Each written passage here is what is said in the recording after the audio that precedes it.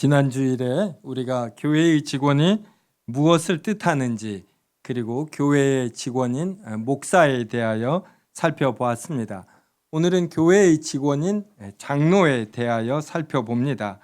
오늘 본문 디도서는 사도 바울이 자신의 참 아들로 여기는 디도에게 쓴 편지입니다. 오늘 본문 1장 5절을 보면은 바울이 디도를 그레데에 남겨둔 이유가 나옵니다. 첫째는 남은 일을 이렇게 정리하는 겁니다. 그 다음은 내가 명한 대로 각 성의 장로들을 세우게 하려 합니다. 사도 바울은 우리가 잘 아는 것처럼 세계 선교 여행을 3번 했습니다. 당시 발달되지 않은 교통수단으로 세계 선교를 3번이나 했다라는 것은 어느 한 지역에 오래 머물지 않았다라는 것입니다. 길어야 1년에서 3년 정도 머물고 어느 한 성에 도착하여 복음을 전합니다. 믿음으로 예수 그리스도를 영접한 이들을 모아 이제 교회를 세웁니다. 그들에게 이제 말씀을 더 깊이 가르치겠죠. 그리고 얼마 후에 또 다른 지역으로 복음을 전하러 떠납니다. 그때 세워진 교회가 든든히 서도록 자신의 동역자 이제 후배들 혹은 그 교회 중에 특별히 잘 성장한 이가 있으면 장로로 세워 이제 그에게 교회를 맡기고 떠났습니다. 그래서 바울이 디도를 그레데에 남겨둔 이유가 디도로 하여금 자신이 맡은 교회들을 섬기며 또 디도 또한 다른 지역에서 사역을 해야지 되므로 그 교회 장로들을 세워 그 장로에게 그 교회를 맡기고 또 디도도 떠나는 것입니다. 이러한 내용이 성경에는 자주 나옵니다. 사도행전 14장 21절에서 23절을 통해 확인하겠습니다. 저와 한 절씩 읽겠습니다. 복음을 그 성에서 전하여 많은 사람을 제자로 삼고 루스드라와 이고니온과 안디옥으로 돌아가서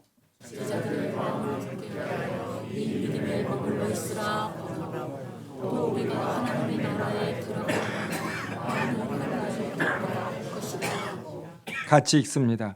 각 교회에서 장로들을 택하여 금식 기도하며 그들이 믿는 주께 그들을 위탁하고.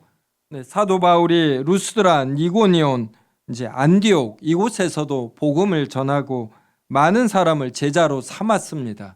그래서 그곳에 돌아가서 이제 이들을 격려하고 위로하고 권면했습니다. 그 후에 23절에 보면 각 교회에서 이제 장로들을 택했습니다. 이 말은 이제 사도 바울은 떠나고 이 장로들에게 그 교회를 맡긴다 이런 의미죠. 그래서 금식 기도합니다. 금식 기도한다라는 구절이 성경에 그렇게 많이 나오지 않습니다. 장로를 세우고 그 장로에게 그 교회를 맡기는 일이 너무나 중하기 때문에 금식 기도하는 것이고 그리고 그들이 믿는 주께 그들을 위탁하고라고 나옵니다. 그래서 장로님들이 그 교회를 섬기는 일이 너무 중대하고 힘들기 때문에 주께 그들을 이제 위탁한 것입니다. 자, 이런 일을 하는 장로의 자격이 무엇인지 오늘 본문 1장 6절부터 이제 9절까지 나옵니다. 각 구절의 중심 내용 살펴보겠습니다. 디도서 1장 6절 보십시오. 책망할 것이 없고 하나님의 남편이며 방탕하나는 비난을 받거나 불순종하는 일이 없는 믿는 자녀를 둔 자라야 할지라. 여기서 책망할 것이 없다라는 것은 털어서 먼지 안 나는 사람이 없습니다. 그러므로 책망할 것이 전혀 없는 자는 존재하지 않지요. 여기서 책망할 것이 없다라는 것은 다른 사람들과 견주어 크게 책망할 것이 없고 또 책망할 것이 있더라도 이것을 크게 부끄러워하며 회개하여 다시 그 일을 하지 않는 자 이것을 의미합니다. 전혀 책망할 것이 없다 이런 의미가 결코 아닙니다. 한 아내의 남편이란 결혼했을 경우에 동시에 두 여자를 아내로 두어서는 안 된다 이런 의미입니다. 독신인 것도 되는 것이에요. 근데 결혼을 했을 때 그때는 꼭 한 아내, 여자는 한 남편을 두어야 한다, 이런 의미입니다. 사도 바울은 독신이지 않았습니까? 사도 바울은 하나님의 말씀을 받아 결혼하는 것보다 독신의 은사가 있으면 주님의 일에 집중하기 위하여 자기처럼 홀로 지내는 것이 좋다, 이렇게 권면하기까지 했습니다. 그러므로 독신도 장로가 될 수 있습니다. 그 다음, 비난을 받거나 불순종하는 일이 없는 믿는 자녀를 두어야 한다는 것은 장로는 자녀 교육에도 힘을 써야 한다는 의미입니다. 자식 농사에는 왕도가 없습니다. 아무리 부모가 잘 가르쳐도 자녀가 반항하면 방법이 없지요. 그래서 부모가 자녀 교육에도 힘을 썼는데 잘 되지 않았다라면 어쩔 수 없지요. 근데 자녀 교육에 힘을 안 쓰는 자, 이러한 자는 장로가 되어서는 안 된다, 이런 의미입니다. 그 다음 디도서 1장 7절 보겠습니다. 감독은 하나님의 청지기로서 책망할 것이 없고 제 고집대로 하지 아니하며 급히 분내지 아니하며 술을 즐기지 아니하며 구타하지 아니하며 더러운 이득을 탐하지 아니하며.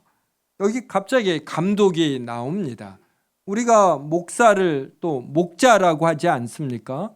목사에게는 목자가 양을 잘 이렇게 다루듯, 그리고 잘 보호하듯, 목사는 자신이 맡은 성도들을 목자의 심정으로 잘 보호하고 섬겨야 한다, 이런 의미로 목사는 목자라고도 불립니다.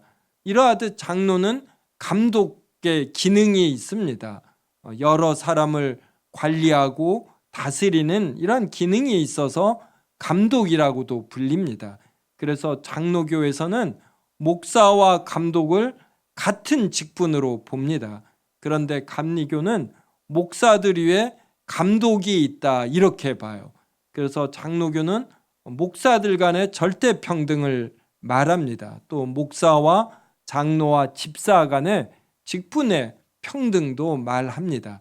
근데 그에 비해서 이제 감리교는 또 목사들 위에 좀 더 어떤 재능과 은사와 인격이 되는 분을 감독으로 두어 또 이 감독자가 감독하는 이러한 측면이 있습니다.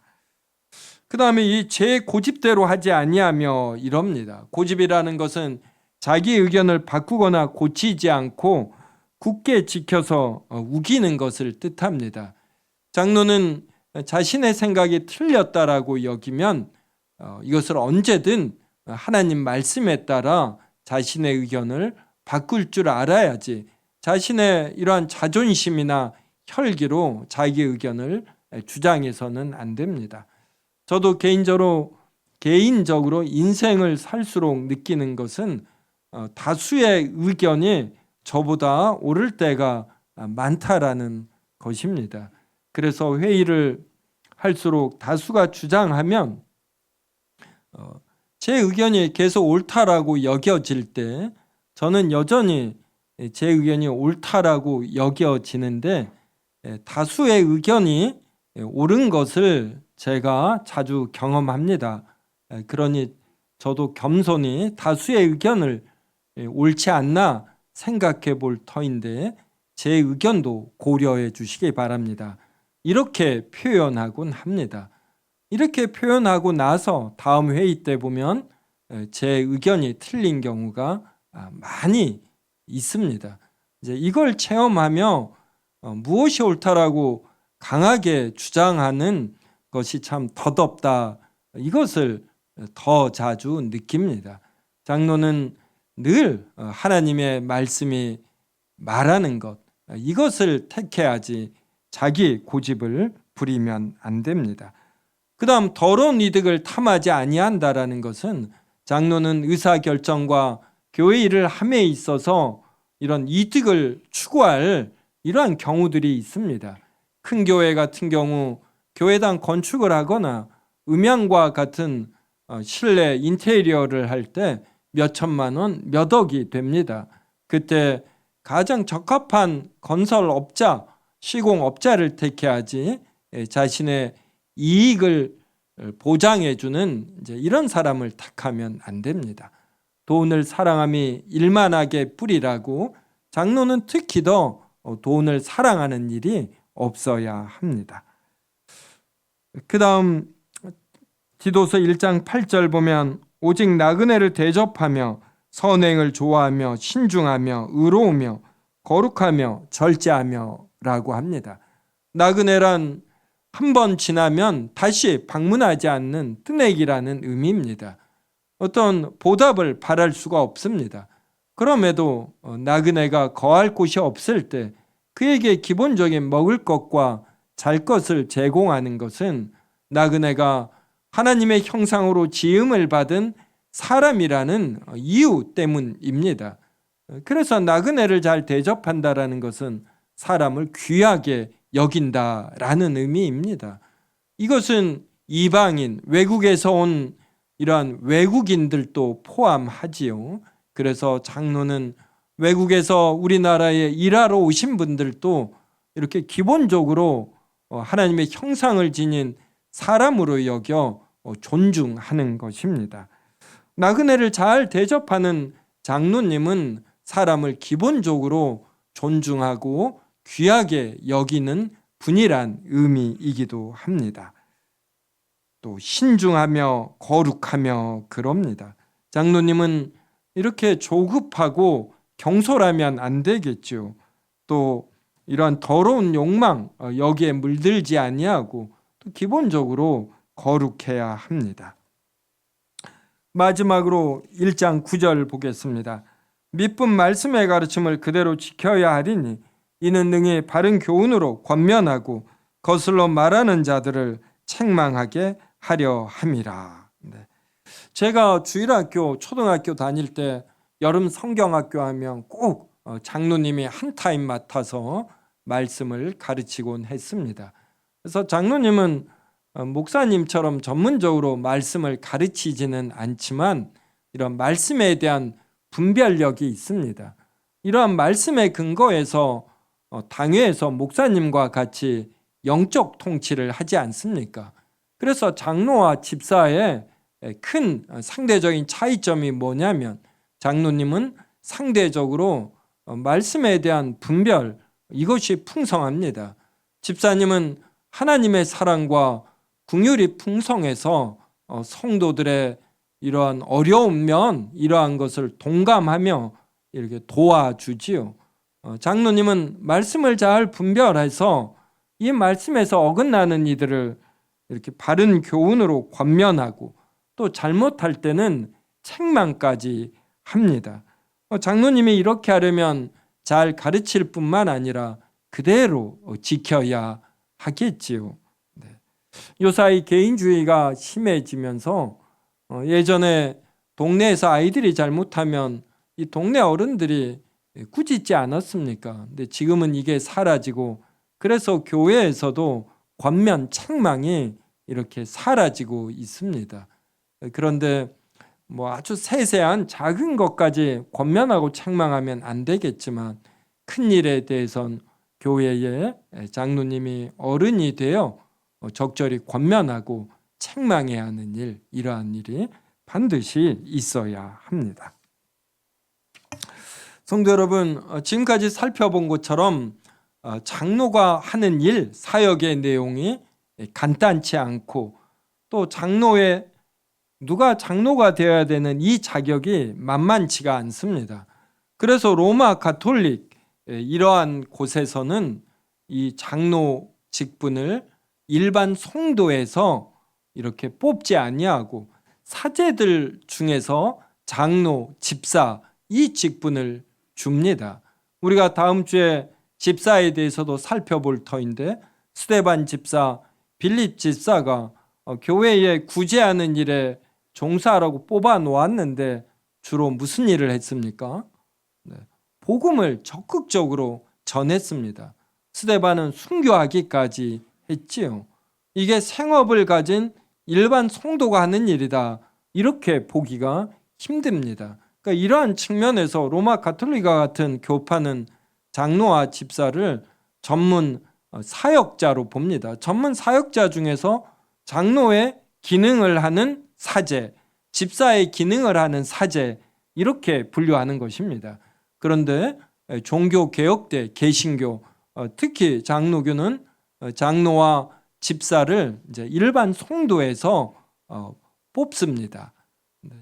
그러므로 장로와 집사가 이런 생업을 담당하면서 또 교회의 일을 하는 것, 이것이 만만치가 않습니다. 이제 그러다 보니까 지금도 유럽이나 미국에서는 장로나 집사직을 이렇게 하더라도 종신직으로 하지 아니하고 3년 하고 그 다음에 또 1, 2년 쉰 후에 3년 하고 이제 이렇게 합니다. 왜 이렇게 하는지 이 교단 헌법에 나오는 장로 직분을 통해 살펴보겠습니다.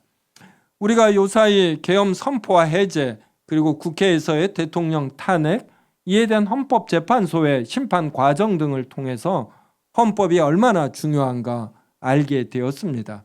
이것처럼 교단에도 헌법이 있고 이 헌법은 쉽게 만들어진 것이 아니라 종교개혁 때 교회 정치가 어떠해야지 되는가, 이것을 연구하며 한 500년에 걸쳐서 검증을 통해 성경에 근거하여 경험적인 내용까지 종합해서 만들어진 것입니다.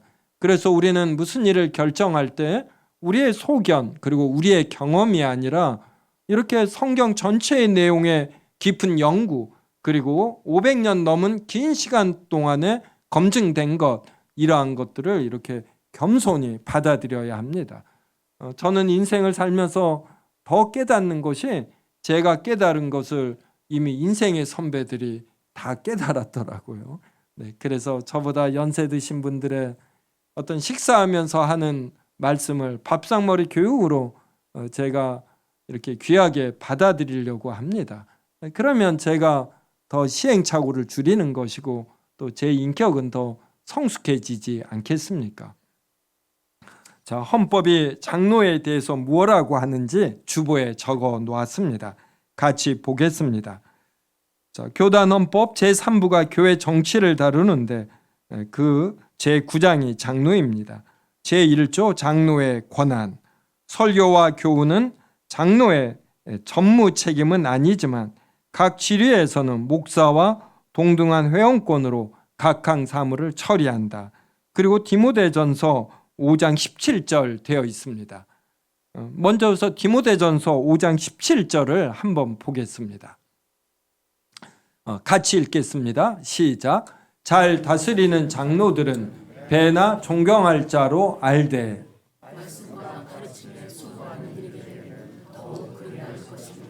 네. 그래서 성경은 장로를 두 종류로 나뉩니다. 첫 번째가 다스리는 장로입니다.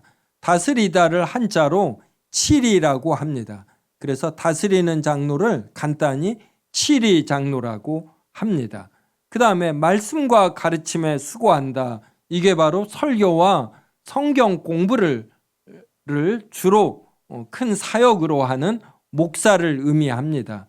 그래서 성경은 장로를 이렇게 말씀과 가르침 그리고 교회 다스림에 종사하는 목사 그리고 교회를 다스리는 장로 이렇게 나뉩니다. 그래서 이 내용을 받아서 장로의 권한이 이렇게 나와요. 다시 제1조 장로의 권한으로 가겠습니다. 설교와 교훈은 장로의 전무 책임은 아니지만 여기서 이 설교와 교훈이 디모데전서 5장 17절에서 말씀과 가르침 이걸 의미합니다.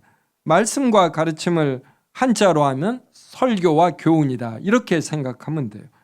그래서 설교와 교훈은 장로가 하는 바는 아니지만 각 치리에서는 목사와 동등한 회원권으로 각항 사무를 처리한다. 여기서 치리회라는 건 당회를 의미합니다. 그리고 노회와 총회를 의미합니다. 이곳에서 목사와 장로가 동등한 회원권이에요. 그래서 종교 개혁을 했다라는 것은 바로 정치면에서 이러한 것을 개혁한 것입니다. 로마 가톨릭에서는 사제 밑에 일반 성도예요. 그래서 일반 성도를 평신도라고 부릅니다. 그래서 평신도는 개신교의 용어가 아니라 로마 가톨릭에서 쓰는 용어입니다. 그곳에서는 평신도가 교회 정치 의사결정에 참여할 방법이 정말 1도 없어요. 교리적으로 거기는 불가능합니다. 평신도의 의견은 그냥 이렇게 들어주는 정도예요. 참작해서 사제들만 모여서 의사결정을 합니다. 그런데 이것이 성경 전체로 볼 때 일반 성도도 장로와 집사가 되어 의사결정에 참여했다, 이렇게 봅니다. 그래서 헌법에 아예 동등이라는 단어를 씁니다. 그 다음에 이제 제2조 장로의 자격 보겠습니다. 35세 이상 된 남자 중 입교인으로 그 지교에서 흠없이 5년을 경과하고 피택된 자로서 6개월간 노예에서 실시하는 신학과 성경을 연수함으로 상당한 신학적 지식과 덕망을 갖추어 디모데전서 3장 1절에 해당한 자라야 된다. 단 무임 장로는 그 지교에서 흠없이 3년을 경과하여야 피택될 수 있다. 여기서 디모데전서 3장 1절과 7절은 오늘 디도서 1장 6절부터 9절에 나오는 내용과 거의 같습니다. 그 다음에 무임 장로란 다른 교회에서 장로 안수를 받고 이제 세움교회에 오시면 이렇게 맡은 임무가 없다, 그래서 무임 장로라고 합니다. 이러한 분은 다른 교회에서 장로로 이렇게 선출되었기 때문에 이것을 인정을 해서 5년이 아니라 3년 동안 이제 세움교회에서 인정을 받으면 공동의회에서 이렇게 장로로 피택이 됩니다. 그때는 장로 안수 없이 그냥 이제 임직식만 합니다. 이렇게 안수하는 걸 장립식이라고 하고, 안수 없이 이제 장로와 집사와 권사의 직분을 행하는 걸 이제 임직식 이렇게 합니다. 그 다음에 장로의 자격이 35세 이상입니다. 근데 우리가 현실적으로 보면은 교회에서 장로님들은 50대 중후반부터 60대에 이릅니다. 그런데 왜 이렇게 35세냐면 이제 우리나라가 좀 많이 노령화되지 않았습니까? 그래서 30년, 40년 전에만 해도 30대에 장로님 되는 분들이 계셨습니다. 그때는 상대적으로 성도들이 연세가 적었습니다. 우리나라가 개신교가 들어온 지 얼마 되지 않았기 때문에, 또 우리나라는 유교 문화 영향도 있고, 또 연세가 든 것은 지혜와 경험이 쌓였다는 또 중요한 측면이 있습니다. 그래서 일반 성도들의 연세가 많으면 장로님도 그분들보다 젊기보다는 그분들과 견주와 비슷하거나 많은 분이 장로님이 되는 것이 자연스럽겠지요. 하지만 장로의 기본적인 연령은 35세 이상이다. 이제 이걸 우리가 알아야 합니다.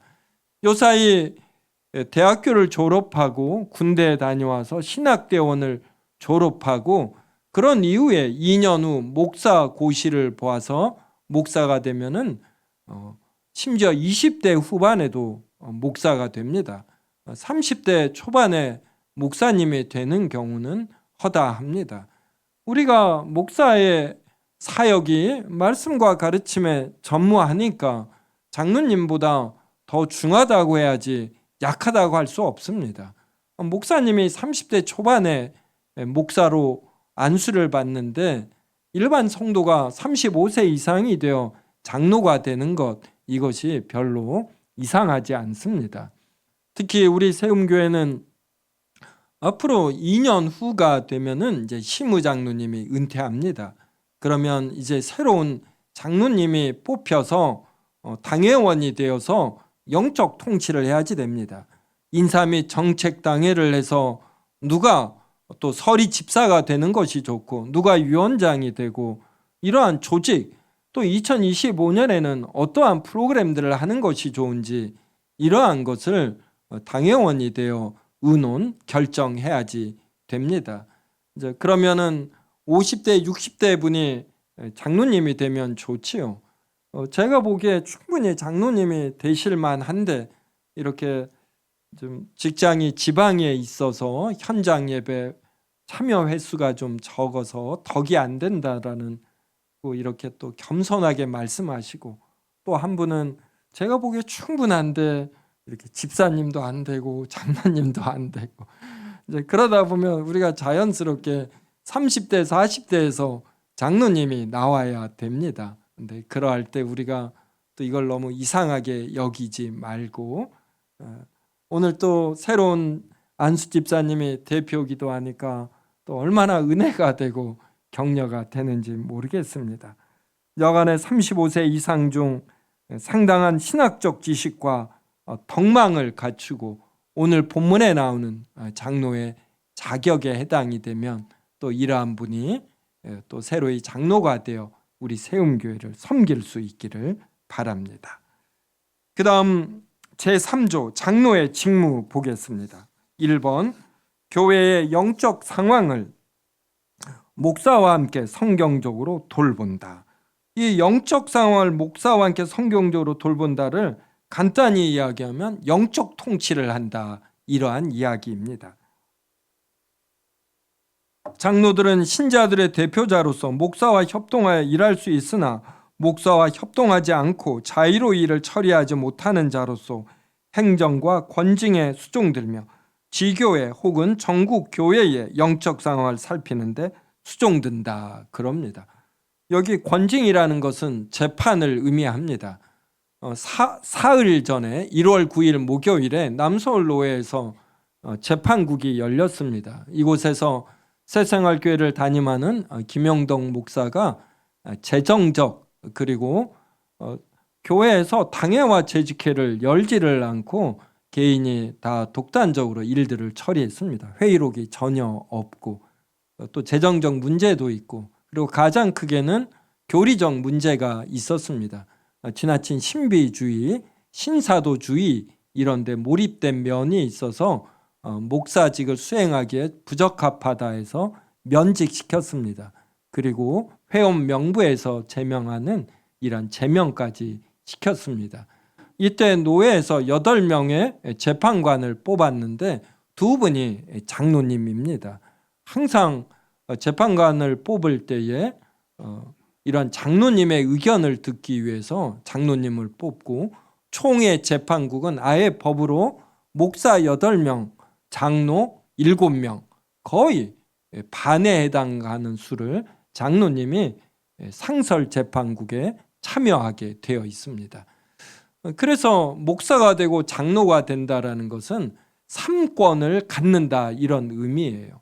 우리가 국회에서 국회의원들이 되어서 상임위에 배정이 되어서 여러 일들을 처리하는데 그때 전문적 지식이 없을 때 전문성이 결여되고 그러면 그로 인해 국민이 피해를 입습니다. 이러던 목사와 장로도 되면은 이렇게 행정 그리고 사법 그리고 행정, 사법 그리고 입법 이 3가지 기능을 당회와 노회와 총회에서 하게 됩니다. 그래서 이런 중요한 직무를 장로님이 하는 것입니다. 그 다음 4번 보면 신자의 신앙을 살피고 위하여 기도한다. 장로는 신자와 함께 기도하며 위하여 기도하고 목사의 설교를 바로 이해하도록 도와준다. 제 신방을 받아본 분은 아시겠지만 제가 꼭 신방 예배 끝난 후에 기도 제목을 묻고 그 다음에 설교를 통해서 은혜 받고 있는지, 정혜성 목사가 설교를 잘하고 있는가 이 관점이 아니라 주일 설교를 통해서 은혜를 받아 마음이 부드러워지며 영적으로 성장하고 있는가, 이것을 꼭 묻습니다. 그런데 이러한 일을 원래 장로님이 하시는 거예요. 그래서 제 동료들이 유럽과 미국으로 유학을 가지 않습니까? 가서 현지 교회에 등록해서 신앙생활을 하면 얼마 후에 꼭 장로님이 신방을 온다는 겁니다. 그래서 설교를 통해서 은혜 받고 있느냐고 꼭 이렇게 묻고, 기도 제목은 무엇이고 유학지에서의 어려움이 무엇이고 교회에서 도울 것이 무엇인지 이렇게 묻는다라는 것입니다. 이렇게 직장 생활을 한 이후에 저녁에 성도들을 신방하는 일이 쉽지가 않습니다. 그래서 유럽이나 미국에서는 장로가 되면 많은 경우 한 3년 정도 합니다. 3년 정도 열심히 하고 그 다음은 지쳐서 못하는 것입니다. 그리고 1, 2년 쉬고 그 다음에 다시 또 장로가 되는 것입니다. 외국이 이렇게 가능한 이유는 성도들을 호칭할 때 이름으로 호칭하기 때문입니다. 근데 우리는 이름을 부르는 걸 좀 신뢰로 여겨서 직분을 부릅니다. 그래서 누가 다 장로인데 자기가 장로가 아니고 같은 비슷한 나이대가 다 집사님이나 권사님인데 본인이 이러한 직분이 없으면 서로 부르기가 민망해지다 보니 한국 교회는 직분이 좀 인플레이션 되는 측면이 있습니다. 그래서 한 번 장로면 한 번 집사와 권사님이 되면 끝까지 이렇게 되는 것이에요. 그런데 성경은 이것을 말하지 않고 이렇게 상황에 따라서 장로와 집사와 권사가 되어서 그 기간 동안 열심히 섬기고 그 다음에 한 해, 두 해 좀 쉬었다. 또 상황이 되면 열심히 섬기고 이제 이것을 말하고 있습니다. 5번에 신방할 자가 있을 때에는 목사의 신방을 청할 것이요. 그러니까 장로님이 일반 성도들을 다 신방을 한 이후 특별히 목사님의 신방이 필요하다. 그러면 이제 목사님에게 신방을 청하는 것입니다. 6번 특히 환자와 슬픔을 당한 자와 회개하는 자와 도움 받아야 할 자가 있을 때에는 목사에게 보고한다. 그러면 또 이제 목사님은 재직회 같은 걸 열어서 또 집사님에게 알려드리고 그러면 집사님들이 또 경제적으로 또 정서적으로 또 돕도록 이렇게 합니다. 우리가 살펴본 것처럼 장로님은 거의 목사님의 준하는 자격 이렇게 사역을 요구합니다. 그러므로 아무나 장로가 되어서는 안 되고 또 장로가 되었을 때는 이러한 헌신이 있어야 하는 것입니다. 제가 1997년에 신학교 2학년 때 1년 6개월 동안 봉천 일동에 있는 은곡교회에서 중고등부를 담당하는 사역을 했습니다. 그때 제가 당곡중학교에 토요일마다 가서 제가 또 운동을 좋아하지 않습니까? 그래서 축구, 농구 하면서 열심히 전도도 했고 또 첫 사역지라 그래서 친하기도 합니다. 그 원로 목사님께서는 10년 전에 돌아가셨고 원로 목사 사모님이 작년에 돌아가셨습니다. 제가 장례식장을 갔는데 은곡교회는 장로님들 나이가 40대 후반에서 50대 초반입니다. 제가 사역할 때 청년들이었는데 이제 이분들이 대다수 장로를 구성합니다. 그들 중 자유업이 되는 분 또 직장에서 월차를 내어서 이 장례식장에 상주처럼 이렇게 거주하는 걸 보았습니다. 그래서 오는 손님들을 맞이하고 그러니 장례식장 분위기가 얼마나 좋았는지 모릅니다. 제가 참 부러워 보였습니다. 그 은곡교회는 당회를 한 달 전에 인사 및 정책 당회를 가졌는데 은곡교회에서 파송한 선교사님이 최근에 베트남으로 파송을 했습니다. 그래서 그 선교사님을 격려할 겸 또 당회원들이 서로 우의도 다질 겸 베트남에서 당회를 가진 것입니다. 인사 및 정책 당회를 2박 3일 가진 것이에요. 물론 여행도 했지요. 여행하면서 자연스럽게 교회 일도 논의하고 이러는 것입니다. 그래서 거기는 당회 중심으로 정말 인사 및 정책 당회를 해서 누가 교회를 섬기는 것이 좋고 2025년에 어떠한 정책과 프로그램을 갖는 것이 좋은지 이렇게 심도 있게 논의하는 것입니다. 저는 이러한 헌법을 존중합니다. 그래서 주보에 이렇게 적어서 설교 시간에 전하기도 하고 자주 여러 번 이러한 내용을 교회에서 오후 예배 때도 나눴습니다. 정말로 이렇게 하고 싶은 마음이 있는 것입니다. 당회 재직회를 통해서.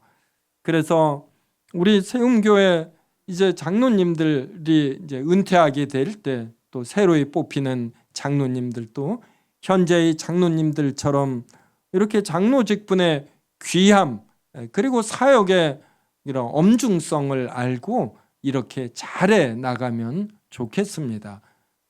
지금 30대, 40대, 50대 계신 분들은 우리 세움교회 출석한 지 기간도 더 깁니다. 그러므로 성도들의 사정도 더 잘 아시고, 그러니까 이렇게 상이 났을 때, 또 성도에게 무슨 일이 있을 때 더 진심으로 살피고, 또 우리 세움교회가 이러한 프로그램을 도입하면 좋겠다, 이러한 것도 적극적으로 개진하고, 또 이렇게 영적 통치를 하려면, 당회에서 통치를 하려면 성도에 대해서 알고 여러 대소사에 대해서 알아야지 됩니다. 또 이러한 일을 기쁨으로 또 열심히 또 지혜를 갖추고 하는 분들이 앞으로 장로님 되고 집사님 되고 권사님 되고, 그래서 이러한 직원들을 통해서 우리 세움교회가 더 든든히 서가면 얼마나 좋은지 모르겠습니다. 이제 마지막으로 성경 말씀 하나 보겠습니다. 데살로니가 전서 2장 19절과 20절입니다. 한 절씩 읽겠습니다. 우리의 소망이나 기쁨이나 자랑의 면류관이 무엇이냐? 그가 강림하실 때 우리 주 예수 앞에 너희가 아니냐? 데살로니가 전서는 사도 바울이 데살로니가 교회에 쓴 것입니다. 사도 바울은 자기만이 아니라 우리라고 그러죠. 우리의 소망, 기쁨, 자랑의 면류관이 무엇이냐? 그러니까 사도와 목사와 장로와 집사와 권사의 면류관이 무엇이냐라는 것입니다. 그가 강림하실 때, 예수 그리스도께서 강림하실 때 바로 주 예수 앞에서 너희이다. 우리가 섬긴 너희들이다. 너희들이 하나님의 말씀을 잘 알고 하나님의 사랑과 긍휼로 마음이 부드러워지며 덕을 세울 줄 알게 하는 것, 이것이 우리의 면류관이다. 20절에서 너희는 우리의 영광이요 기쁨이니라 이럽니다. 성도 여러분, 인생이 여러 기쁨과 또 가치가 있지만 또 허무하기도 합니다. 우리가 죽을 때 무엇을 가지고 하나님 앞에 가서 자랑하겠습니까? 성도들을 섬긴 것이에요. 사람들을 따스하게 만든 것, 배려한 것, 이것이 그렇게 귀한 것입니다. 그래서 우리가 죽을 때 묘비명에 이러한 직분명을 가질 수 있는 것, 장로와 집사와 권사, 이게 저는 대통령보다 장관보다 더 크다고 봅니다. 미국 대통령 중에 퇴임 이후에 오히려 더 존경을 받고 큰 일을 한 대통령으로 지미 카터 대통령이 뽑힙니다. 일주일 전인가 하나님의 부르심을 받았죠. 그는 임기 중에도, 그리고 임기 이후에도 자신이 집사로 섬기는 침례교회, 여기서의 주일학교 교사직을 멈추지를 않았습니다. 그는 대통령직만큼 중요하게 여긴 것이 교회에서의 집사의 역할이었던 것입니다. 우리가 교회론을 통하여 지난주에 목사, 오늘 장로, 다음 주에 집사와 권사님에 대해서 살펴봅니다. 직분이 하나님이 주신 영광스러운 자리인 줄 알고 자신의 형편이 되면 장로와 집사와 권사가 되어 교회를 섬기려 하고, 이것이 하나님 앞에서 우리의 면류관이 됨을 또 깊이 명심하시길 주님의 이름으로 기원합니다.